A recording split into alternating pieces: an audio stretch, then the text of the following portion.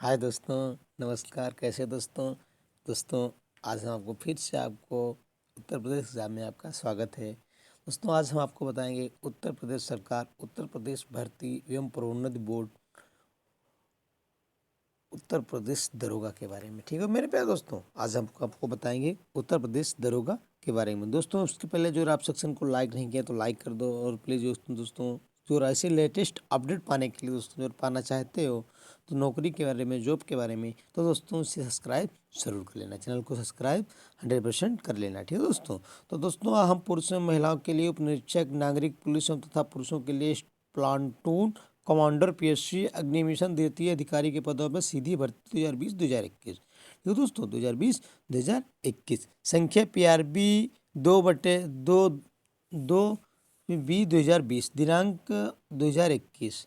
Police महानिदेशक उत्तर प्रदेश लखनऊ द्वारा प्रेषित अध्याचन पत्र संख्या DGR 106/100/2018 सिपाही दिनांक 5/8/2020 पत्र संख्या DGR मतलब जब ये दोस्तों में उपनिरीक्षक, नागरिक पुलिस, प्लांटर कमांडर, PNC, अग्नि कमीशन, द्वितीय अधिकारी वेतनमान से बैंड 9,300 से 34,800 व ग्रेड पे 4,200 के क्रमशः 9,027, 484 एवं 23 अर्थात कुल 9,534 रिक्त पदों जिनके श्रेणी वार विवरण निम्नवत हैं को भरने के लिए पुरुष महिलाओं अभ्यर्थियों से महिला अभ्यर्थी केवल उपनिरीक्षक, नागरिक पुलिस के पद हेतु ऑनलाइन आवेदन पत्र आमंत्रित किए जाते हैं। ठीक है दोस्तों। तो दोस्तों उपनिरीक्षक, नागरिक पुलिस के पदों में श्रेणी में वार विवरण मतलब दोस्तों कितने किसको छूट मिलेगी इसमें। ठीक है दोस्तों क्रम संख्या आरक्षित मतलब जो लोग हाई कास्ट से हैं। ठीक है दोस्तों। आरक्षित सामान्य जो लोग हैं उनको दोस्तों 3,613 जगहें मिली, 3,613 पद खाली हैं उनके लिए। ठीक है दोस्तों। EWS पिछड़ी जात, तो दोस्तों पिछड़ी जात के लिए दोस्तों हैं 10% छूट उनको दी जाएगी। 902 पद हैं। ठीक है दोस्तों। अन्य पिछड़ा वर्ग में 27% दोस्तों छूट दी जाती है। 2,437 पद हैं वहाँ पे। ठीक है दोस्तों। अन्य पिछड़ा वर्ग 27%, 2,034, 2,437 पद हैं दोस्तों। SC अनुसूचित जात SC के लिए दोस्तों 21% छूट है दोस्तों, वहाँ पे 1,895 पद दिए गए हैं। ठीक है दोस्तों। अनुसूचित जनजात, वहाँ अनुसूचित जनजात के लिए तो 2% छूट है, और दोस्तों वहाँ पे 180 पद दिए गए हैं। कुल पद 9,027 है। बाकी दोस्तों कुछ पद यहाँ पे सीधी भर्ती भरे जाने वाले पदों के सापेक्ष क्षैतिज आरक्षण का प्रतिशत, समूह आरक्षण का प्रतिशत, आवधिक सनादेश व दिनांक, पदों की संख्या।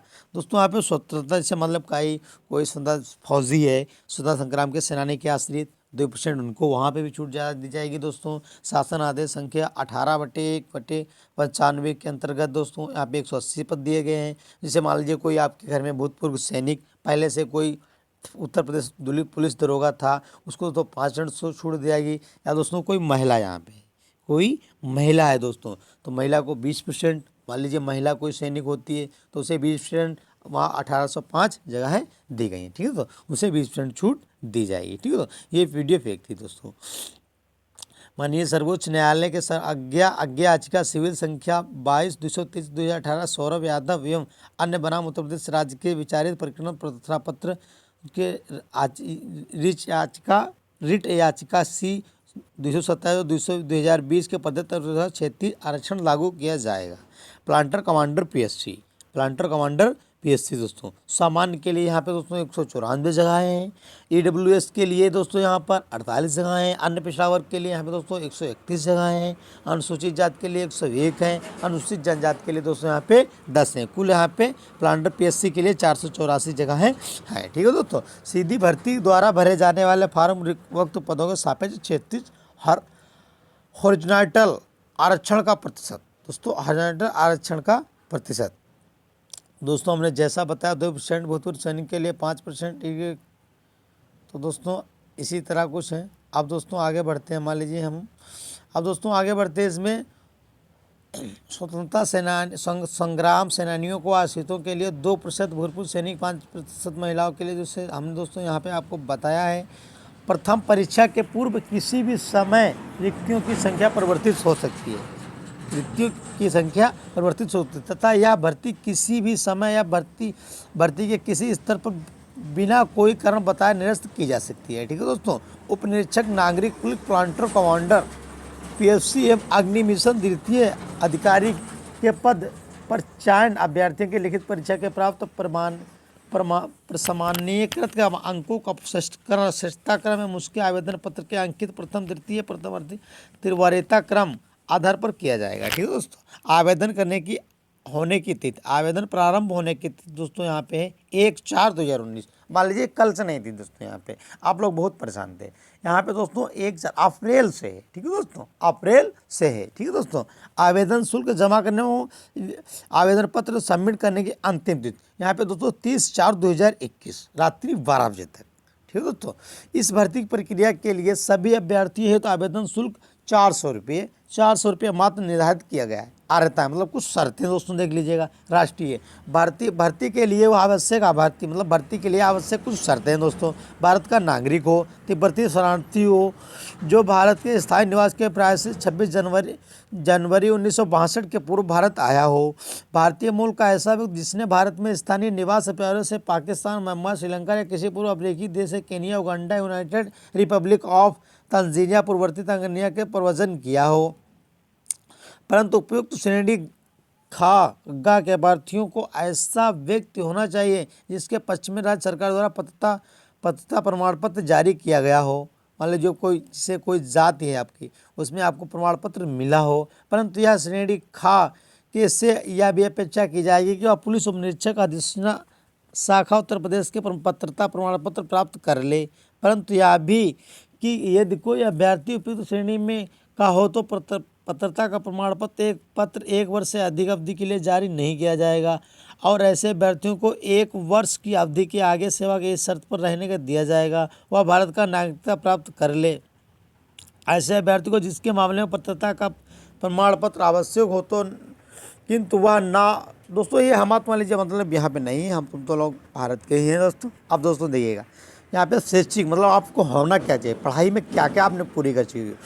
उप निरीक्षक नागरिक पुलिस और प्लांटर कमांडर पीएफसी पद के लिए दोस्तों भारत में विधि द्वारा स्थापित विश्वविद्यालय मतलब किसी भी यूनिवर्सिटी से आप स्नातक किए हो, मतलब स्नातक इससे मतलब होता है BA, BSc, BA, BCom, MA कुछ भी किए हो आपने, इसमें मतलब बीए, बीएससी डिग्री कॉलेज में किए हो। ठीक हो, इसके द्वारा समकक्ष मान्यता प्राप्त की कोई रहता है। अग्निशमन द्वितीय पद अधिकारी पद के लिए भारत में विधि द्वारा स्थापित किसी विद्यालय के स्नातक उपाधि या सरकार द्वारा उसके समकक्ष मान्यता प्राप्त रहता है। और टिप्पणी आवेदन करने के अंतिम तिथि तक अभ्यर्थी का अपेक्षित शैक्षिक अर्हता अवश्य धारित करनी चाहिए और उसकी अंक तालिका अथवा प्रमाण पत्र उसके पास उपलब्ध होने चाहिए। अपेक्षित शैक्षिक योग्यता की परीक्षा सम्मिलित हो जाए अथवा सम्मिलित होने वाले अभ्यर्थी प्राप्त पात्र नहीं होंगे। दोस्तों आपके पास प्रमाण पत्र मतलब मार्कशीट वगैरह होनी चाहिए। ठीक है दोस्तों। आवेदन पत्र में प्रदर्शित शैक्षिक अर्हता के यथार्थता, शुद्धता एवं समकक्षता को सिद्ध करने के लिए अभिलेखीय प्रस्तुत अभ्यर्थियों का इस संबंध का बोर्ड का निर्णय अंतिम होगा। अधिमानी अर्हता है अधिमानी अर्हता का कोई अंक नहीं होंगे बल्कि 2 से अधिक अभ्यर्थियों के बराबर अंक प्राप्त करने की दिशा में मतलब 2 से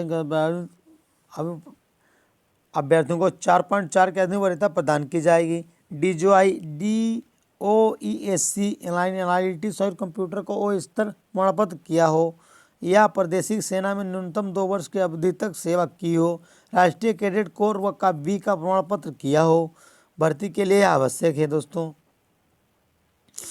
अभ्यर्थी को 1/7/2021 को 21 वर्ष की आयु पूरी कर ली हो, 28 वर्ष से अधिक आयु पूर्ण होने पर अर्थात अभ्यर्थी का जन्म 1/7/1993 से पूर्व 1/7/2021 से पश्चात ना हुआ हो। दोस्तों यहाँ पे 3 छूट हमें तुम्हें मिल जाएगी दोस्तों। जो ओबीसी हैं, अनुसूचित जाति हैं, यहाँ पे दोस्तों सामान्य लोगों को छूट नहीं मिलेगी। ठीक है दोस्तों परंतु अनुसूचित जाति जनजाति के ऐसी अन्य श्रेणियों में अभ्यर्थियों को उच्चतम आयु के उतने वर्ष अधिक होगी जितनी रिक्तियों की अधिसूचना के लिए अधिनियम लागू सरकार को अधीन विनिवेश किए जाएंगे। दोस्तों अभ्यर्थी का चरित्र ऐसा होना चाहिए कि वह सरकारी सेवा योजना के लिए सभी प्रकार से उपयुक्त हो सके, नियुक्त प्राधिकारी के संबंध में समाधान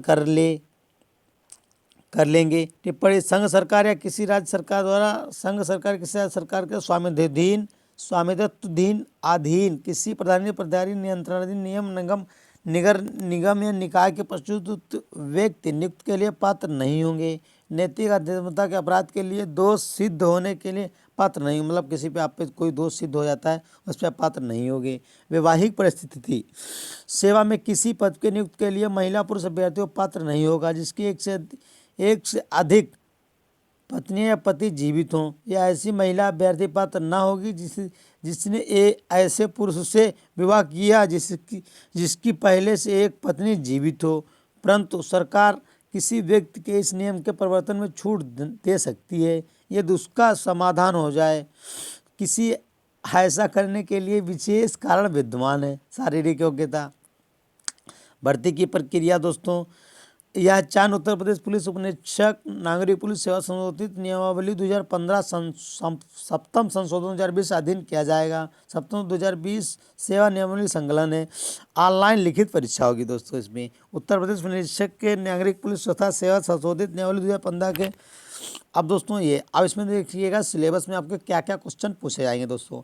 तो दोस्तों इसमें आपको सामान्य हिंदी 100 अंक की पूछी जाएगी। मूलभूत संविधान और सामान्य ज्ञान से आपको 100 अंक के पूछे जाएंगे। संख्यात्मक एवं मानसिक योग्यता परीक्षा मतलब मैथ आपको अंक गणित 100 अंक से पूछी जाएगी। मानसिक रुचि मुद्दे प्रकार की परीक्षा मतलब रीजनिंग आपको 100 अंक की पूछी जाएगी।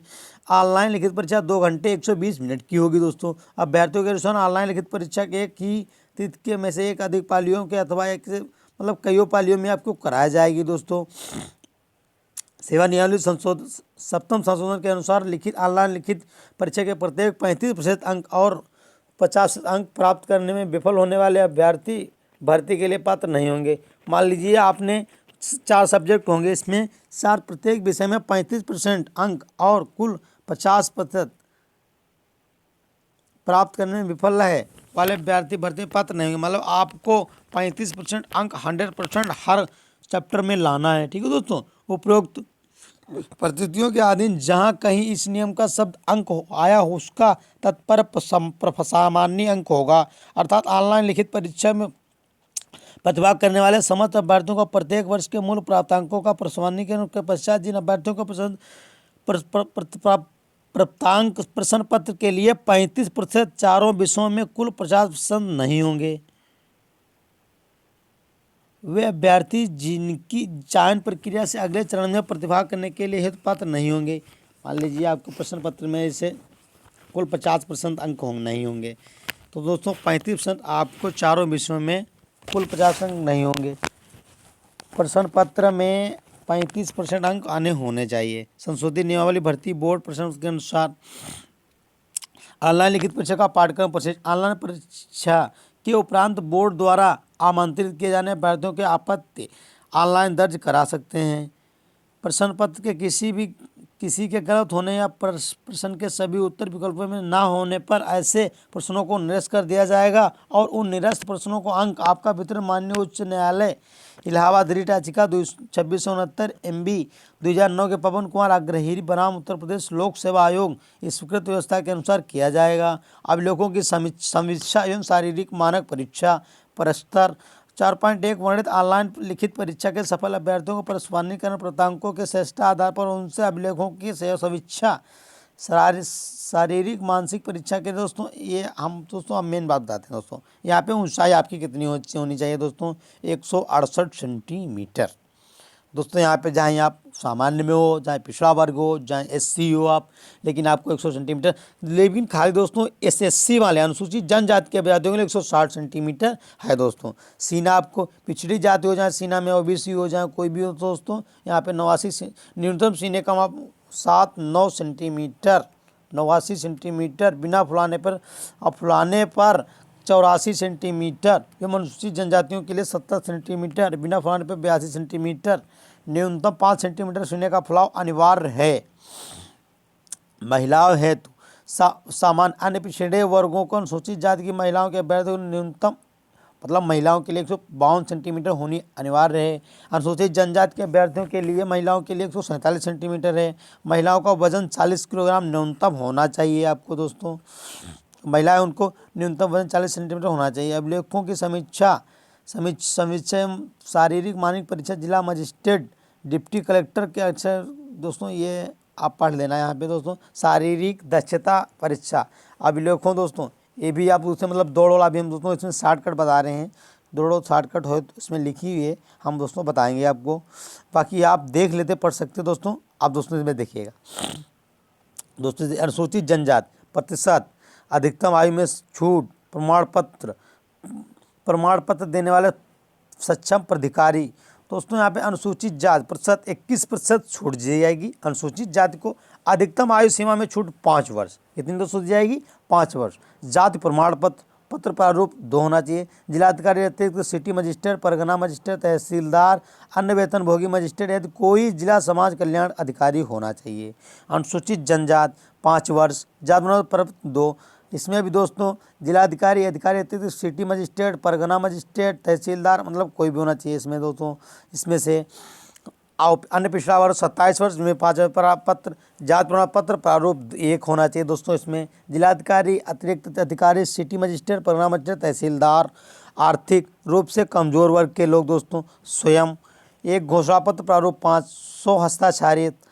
आय एवं परिसंपत्ति प्रमाण पत्र जिलाधिकारी अतिरिक्त जिलाधिकारी सिटी मजिस्ट्रेट, परगना मजिस्ट्रेट दोस्तों। इसके द्वारा मतलब आय जाति निवास होना, जाति होना 100% आवश्यक है दोस्तों। हॉरिजॉन्टल मतलब जो हमने आपको दोस्तों बता चुके हैं दोस्तों। मान लीजिए जैसे अधिकतम आयु सीमा में जिससे कोई स्वतंत्रता मतलब फौजी का बेटा है तो उसको सीमा में छूट नहीं दी जाएगी दोस्तों। या भूतपूर्व मतलब कोई उत्तर प्रदेश पुलिस में रह चुका है उसे 3 वर्ष दे दी जाएगी। यूनिट डिस्चार्ज प्रमाण पत्र होना चाहिए उसके पास दोस्तों। जिला सैनिक कल्याण एवं पुनर्निवास अधिकारी होना चाहिए, वो भी पत्र होना चाहिए। तो भूतपूर्व सैनिकों की आयु, सेना की आयु को सेवा की अवधि की उनकी वास्तविक आयु को घटाने पर निर्धारित आयु सीमा 3 वर्ष से अधिक होनी चाहिए दोस्तों। इसमें मतलब आप और चीज़ देख लेना दोस्तों। और हम इससे दोस्तों इसमें शॉर्टकट हो जो हम बता रहे हैं आपको दोस्तों। अभी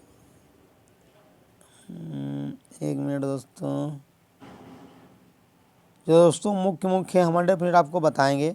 1 मिनट दोस्तों इस डिस्क्रिप्शन में इसकी मिल जाएगी दोस्तों। हमने बनाई है सिलेबस आपको कैसे पूरा करना है वो हमने बताया है दोस्तों। हाँ आप देखिएगा ये दोस्तों आ गए यहाँ पे, ये हम दोस्तों आपको बता चुके हैं दोस्तों। ठीक, अब दोस्तों क्या क्या पूछा जाएगा, कितने मतलब क्या क्या पूछा जाएगा। तो दोस्तों सामान्य हिंदी और अन्य भारतीय भाषाएं, हिंदी व्याकरण का मौलिक ज्ञान, हिंदी वर्णमाला, तत्वों तत्सम, पर्यायवाची, विलोम, अनेकार्थी शब्द, वाक्यांश के स्थान पर एक शब्द समरूपी भिन्नात्मक, अशुद्ध वाक्यों का शुद्ध करना, लिंग, वचन, कारक, सर्वनाम, विशेषण, क्रिया, काल, वाच्य, अव्यय, उपसर्ग, प्रत्यय, संधि, समास, विराम चिन्ह, मुहावरे एवं लोकोक्तियाँ, रस, छंद, अलंकार, अपठित बोध, प्रसिद्ध कवि एवं लेखक, उनकी प्रसिद्ध रचनाएं, हिंदी भाषा में पुरस्कार, विविध और भी कुछ मतलब जैसे मान लीजिए हिंदी भाषा में विविध और कुछ पूछा जाता है।